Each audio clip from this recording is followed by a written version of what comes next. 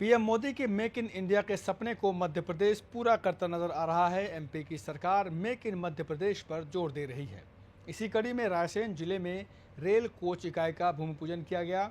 दरअसल रायसेन जिले के उमरिया गांव में भारत अर्थ मूवर्स लिमिटेड यानी बीईएमएल की रेल कोच इकाई का भूमि पूजन रक्षा मंत्री राजनाथ सिंह ने किया। ये कार्यक्रम उबैदुल्लागंज के दशहरा मैदान में आयोजित किया गया था, जिसमें मुख्यमंत्री डॉक्टर मोहन यादव, केंद्रीय कृषि मंत्री शिवराज सिंह चौहान समेत कई जनप्रतिनिधि मौजूद थे। इस परियोजना का नाम ब्रह्मा रखा गया है। परियोजना के तहत पहले चरण में हर साल 125 से 200 रेल कोच तैयार होंगे, जबकि अगले 5 सालों में उत्पादन क्षमता बढ़ाकर 1100 कोच प्रतिवर्ष करने का लक्ष्य रखा गया है। अनुमान है कि इस प्लांट से 5000 से अधिक लोगों को रोजगार मिलेगा और आसपास के क्षेत्रों का औद्योगिक विकास होगा।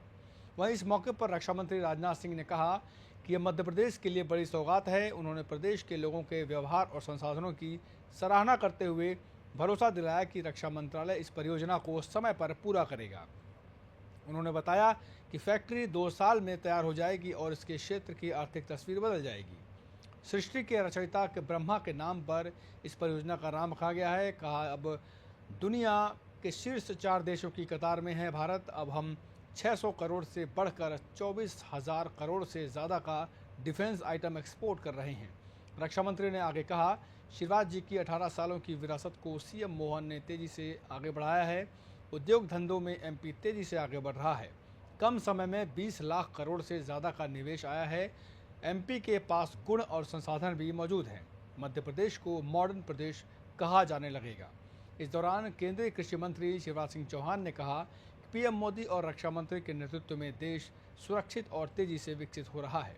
उन्होंने मंडीदीप क्षेत्र के औद्योगिक विकास की चर्चा करते हुए कहा, इस परियोजना से पूरा क्षेत्र बदल जाएगा। साथ ही उन्होंने किसानों को आश्वस्त किया कि फसल बीमा योजना की राशि उनके खातों में कल जमा की जाएगी। वहीं सीएम मोहन यादव ने कहा कि उमरिया की ये रेल कोच इकाई नए दौर का नया इतिहास रचेगी। प्रदेश में उद्योग और निवेश तेजी से आ रहे हैं। भूमि पूजन से लेकर उत्पादन तक की प्रक्रिया को गति दी जा रही है। उन्होंने कहा कि रेल परियोजना से रायसेन, विदिशा और आसपास के क्षेत्रों में रोजगार और आर्थिक विकास की नई संभावनाएं पैदा होंगी। रक्षा मंत्री राजनाथ सिंह के नेतृत्व में सौगातें मिलती रहेंगी। केन बेतवा योजना का लाभ भी मिल रहा है। पार्वती चंबल परियोजना का भी लाभ मिलेगा। वहीं कार्यक्रम की शुरुआत में रेल मंत्री अश्विनी वैष्णव ने वर्चुअली माध्यम से कार्यक्रम को संबोधित करते हुए परियोजना के महत्व और रेलवे के आधुनिकीकरण में इसकी भूमिका पर जानकारी दी। आपको बता दें कि 60 हेक्टेयर से अधिक क्षेत्र में फैली इस फैक्ट्री में मेट्रो ट्रेनों और वंदे भारत ट्रेनों के लिए कोच बनाए जाएंगे। 1800 करोड़ रुपए की इस परियोजना का पहला चरण 2026 के मध्य तक पूरा होने की उम्मीद है। इसके बाद उत्पादन शुरू हो जाएगा, जो मध्य प्रदेश को विकास के पथ पर अग्रसर करेगा। नमस्कार।